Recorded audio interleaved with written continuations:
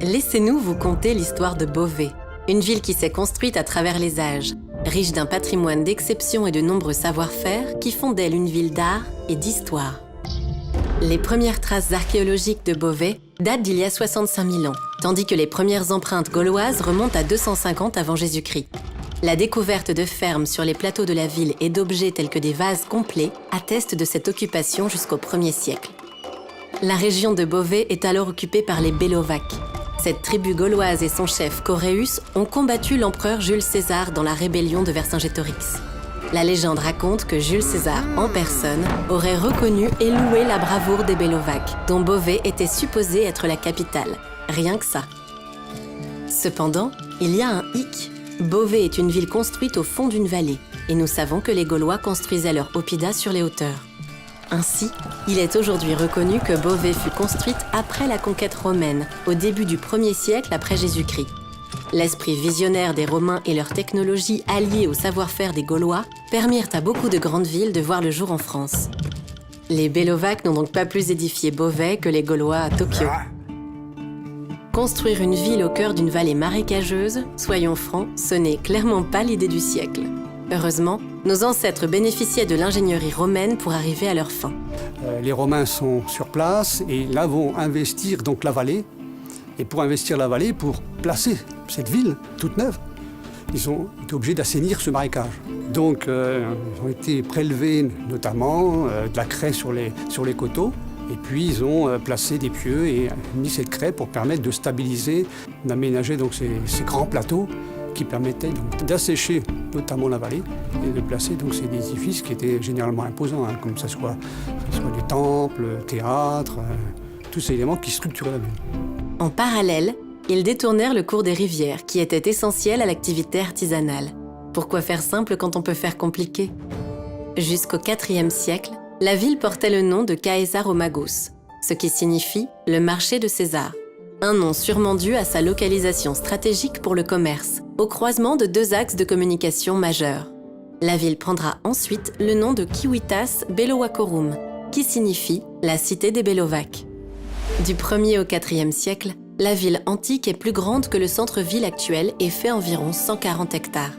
Au vu de la topographie de la vallée, la ville s'étale vers le nord où les pentes sont plus douces et donc plus aptes à la construction.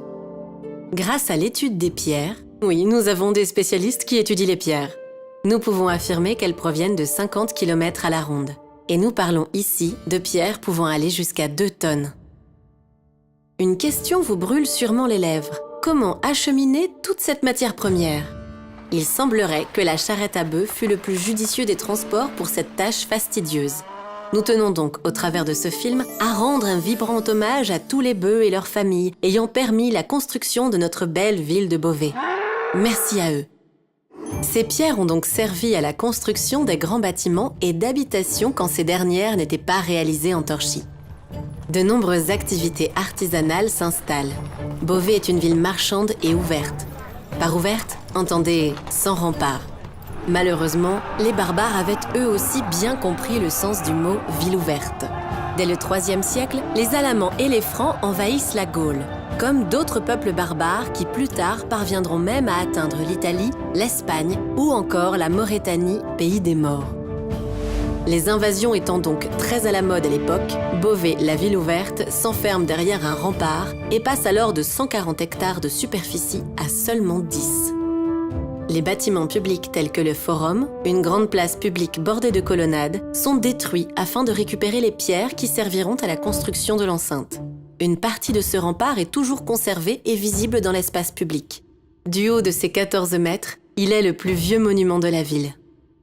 Grâce à la magie de l'ellipse narrative, nous faisons un bond dans le temps et Beauvais accède au rang de diocèse, siège de l'évêque. Le premier évêque connu s'appelle Maurinus, nommé dans plusieurs archives à partir de 632, même si la légende nous raconte que Saint Lucien, évangélisateur du Beauvaisis au IIIe siècle, serait le premier évêque. Jusqu'au XIe siècle, l'évêque n'a qu'un pouvoir religieux. Mais en 1015, le comte de Beauvais, répondant au doux nom de Eudes, renonce à toutes ses prérogatives en faveur de l'évêque, son frère, appelé Roger Ier de Blois.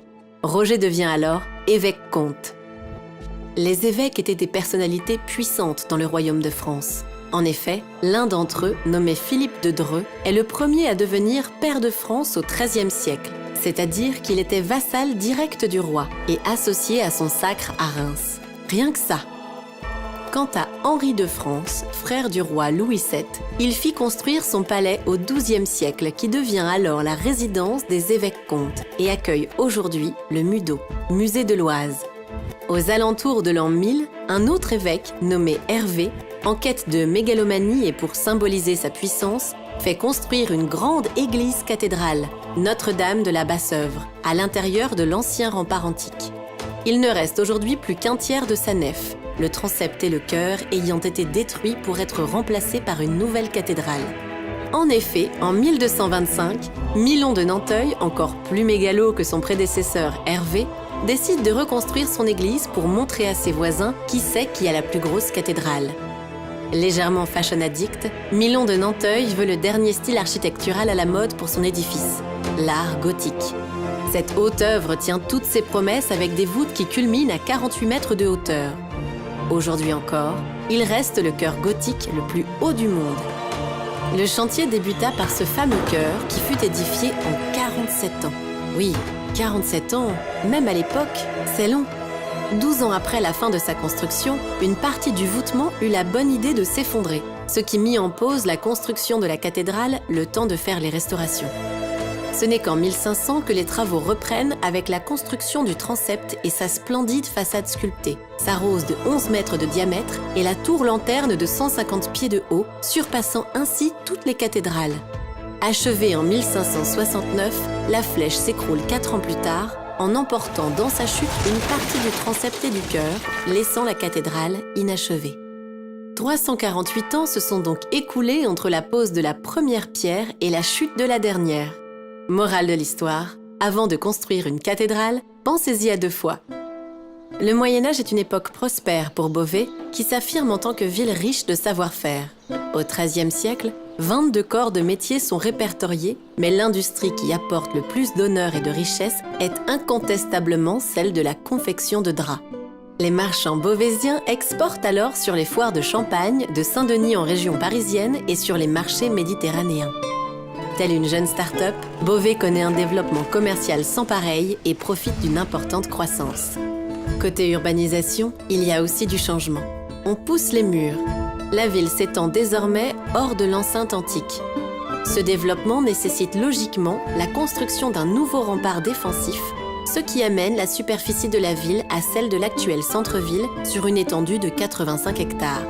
La vie économique bouillonnante s'organise alors autour de l'actuelle place Jeanne Hachette. À l'époque classique, la ville ne connaît pas vraiment de développement majeur. La cité garde la même superficie tandis que le pouvoir de l'évêque décline petit à petit. Non, vraiment rien de bien intéressant. Ah si, attendez, un événement majeur est tout de même à souligner. La création de la manufacture royale de tapisserie, quand même. Au XVIIe siècle, déjà très en avance sur leur temps, Louis XIV et Colbert souhaitent imposer le Made in France pour limiter les importations. Les prémices de la mondialisation faisaient déjà frémir les dirigeants du pays. Beauvais est choisi pour accueillir cette manufacture grâce à son savoir-faire reconnu et sa proximité avec la route des Flandres. L'activité débute en 1664 et connaît son apogée sous la direction de Jean-Baptiste Oudry, le peintre du roi. Les tapisseries sont exportées dans toute l'Europe et font rayonner la ville bien au-delà de ses frontières. Aujourd'hui, la manufacture existe toujours et habille les palais de la République avec ses tapisseries.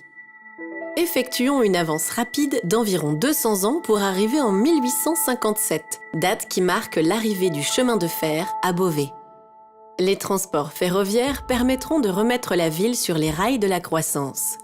C'est dans les faubourgs de Beauvais que les nouvelles industries voient le jour, telles que la manufacture française de tapis et de couvertures et la manufacture Dupont, spécialisée dans la brosserie.